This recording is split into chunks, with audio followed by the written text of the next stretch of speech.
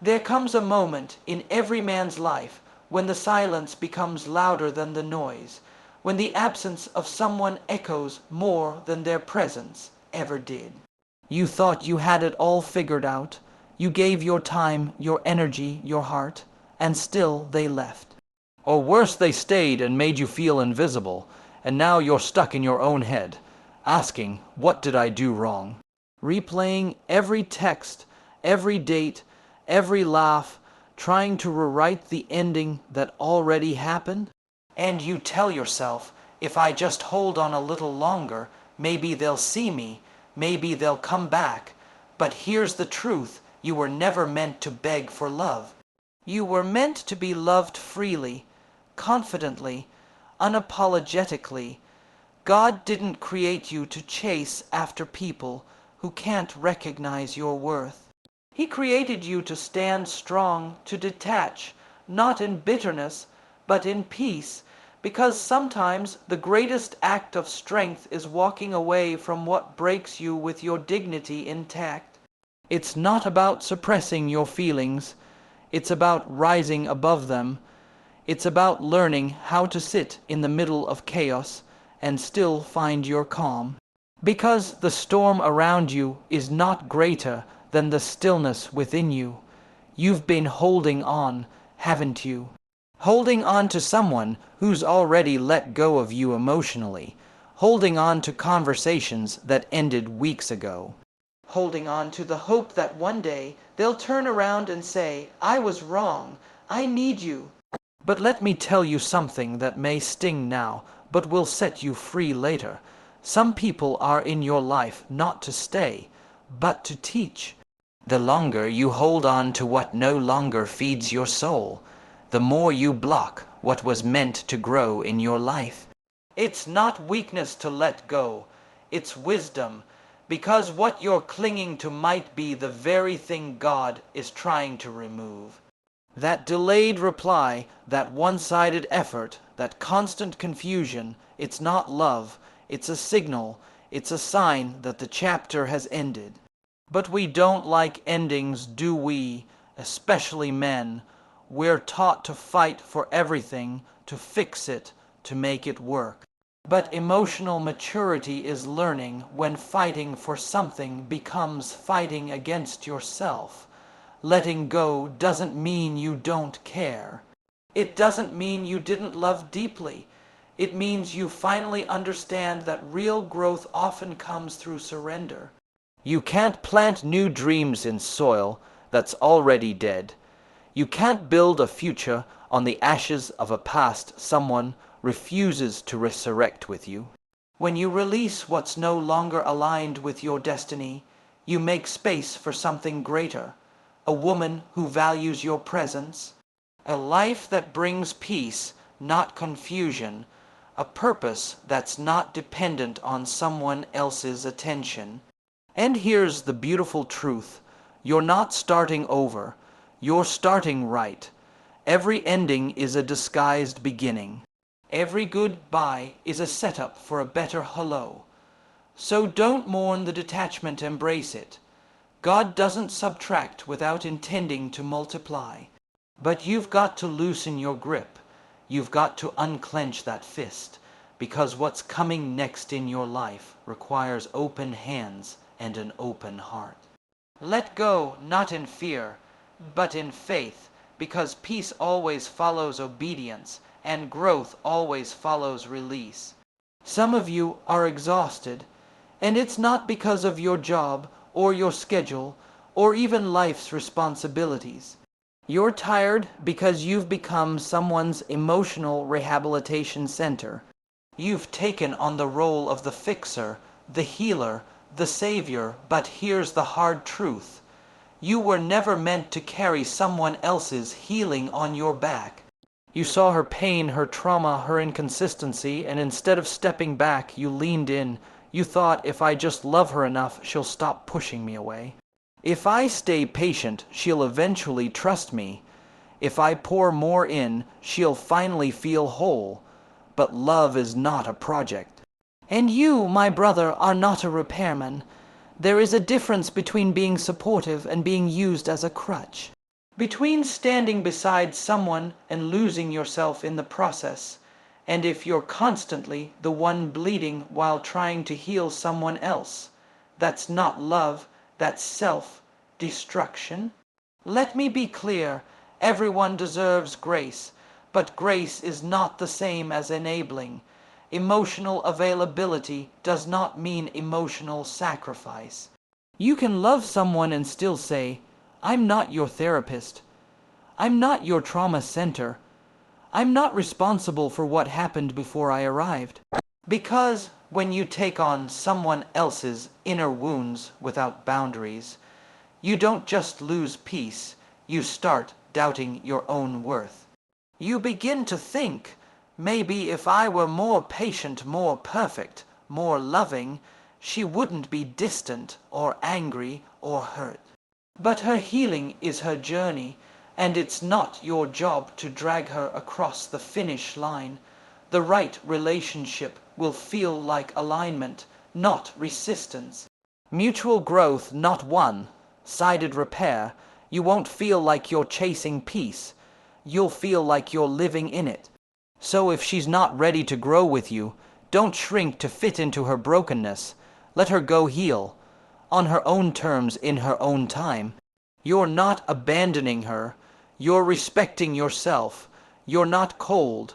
You're just done bleeding for someone who won't even clean their own wounds. And that, my friend, is strength. That is maturity. That is love, with boundaries. There's a difference between reacting and responding, and learning that difference will save your peace, your dignity, and your destiny. A reaction is instant, it's emotional, it's raw. When she ignores your message, when she gives you attitude, when she plays those hot and cold games, you want to react.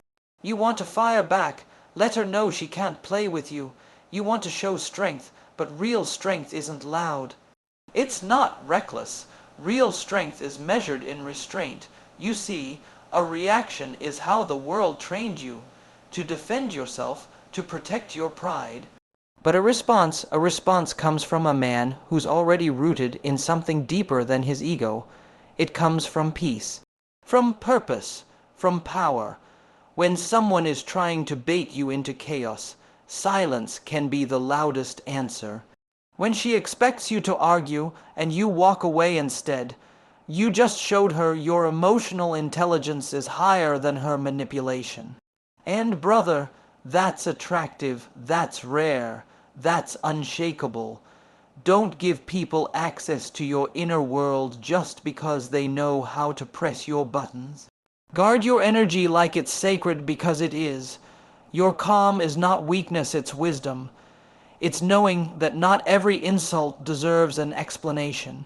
Not every silence needs filling.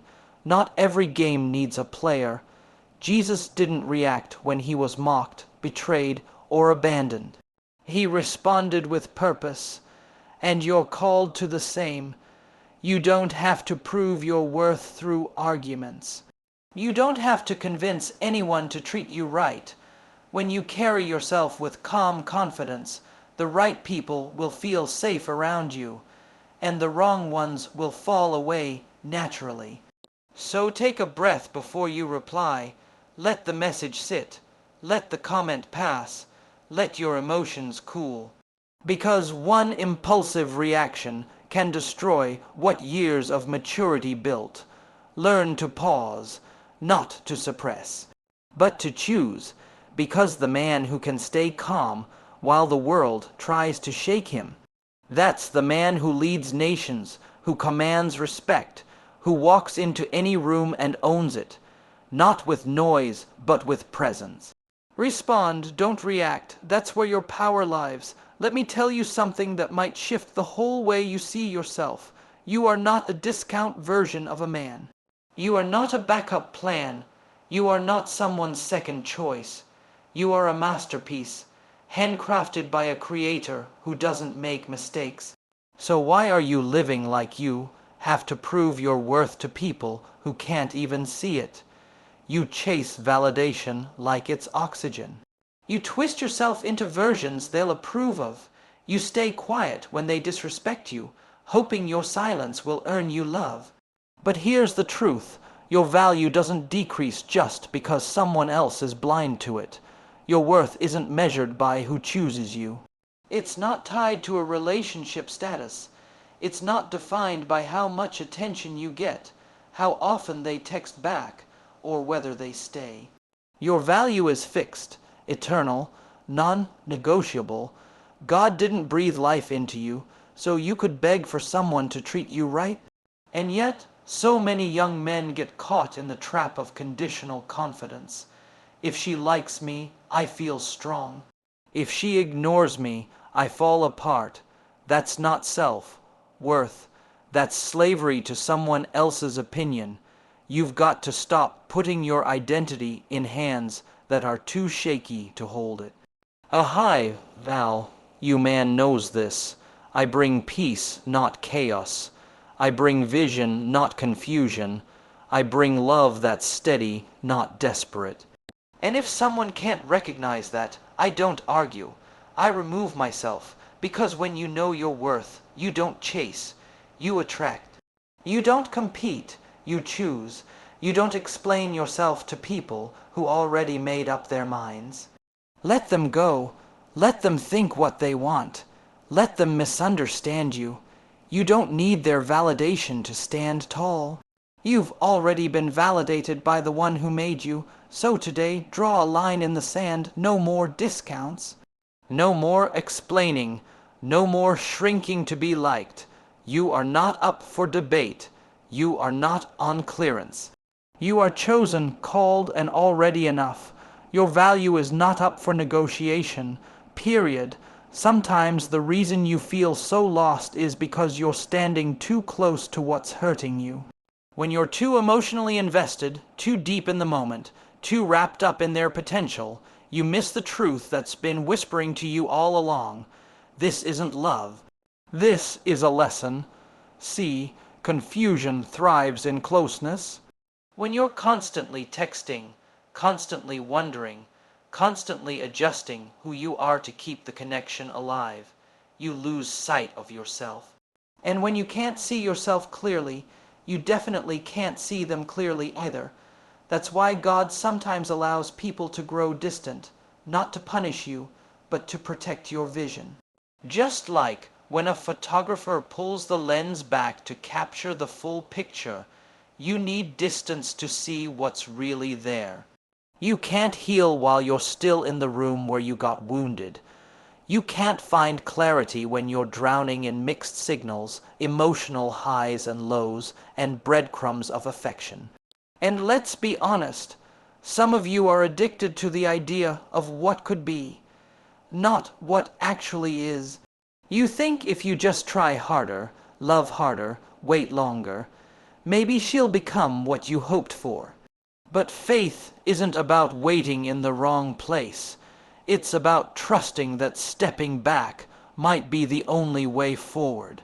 Distance reveals things that emotion hides. When you take a step back, you begin to notice the imbalance. You start to see how much you were carrying. You realize you were trying to build something two people should have built together, all by yourself. And in that space, something powerful happens. You remember who you are. You remember your peace, your purpose, your standards. You stop chasing answers and start listening to your own intuition again. And you realize maybe this wasn't love. Maybe it was a distraction, a detour, a disguised delay. Distance isn't rejection, it's reflection. And reflection leads to revelation. So if you're feeling unsure, unclear, unvalued, pull back, create space, not to punish them, but to protect you. Because what you see in stillness will tell you everything you couldn't see in the storm. Clarity doesn't come from chasing. It comes from stepping back in a world that's always loud, always moving, always trying to provoke you. Calm is a superpower. We live in an age of overreaction. The louder you are, the more people assume you're confident. The faster you respond, the more it seems like you're in control. But here's what few understand. Real control doesn't look like panic. It looks like peace. You don't need to shout to be heard. You don't need to prove anything to be powerful. You don't need to match chaos with more chaos. The man who can hold his ground while others lose their minds. That's the man who's truly in command. Calm doesn't mean you're passive. It means you're focused. It means you've matured past the need to defend yourself against every slight, every game, every emotionally unstable person who tries to pull you out of character. Because the moment they can provoke you, they control you, and a man ruled by his emotions is a man easily manipulated. But the calm man, he knows who he is. He doesn't flinch when insulted. He doesn't chase explanations. He doesn't let the disrespect of others shake the foundation he's built in silence and discipline. Let them act wild. Let them scream for attention. Let them post, text, disappear, and come back just to test your peace. Stay calm, and smile if you must. Walk away if you need to. Because the moment you stop giving away your emotional energy, you become untouchable. God didn't create you to be led by reactions. He gave you authority, discernment, and patience. He made you a king, not a servant to every emotion that rises inside you. And kings don't panic, they prepare. Kings don't shout, they speak with wisdom. Kings don't chase validation.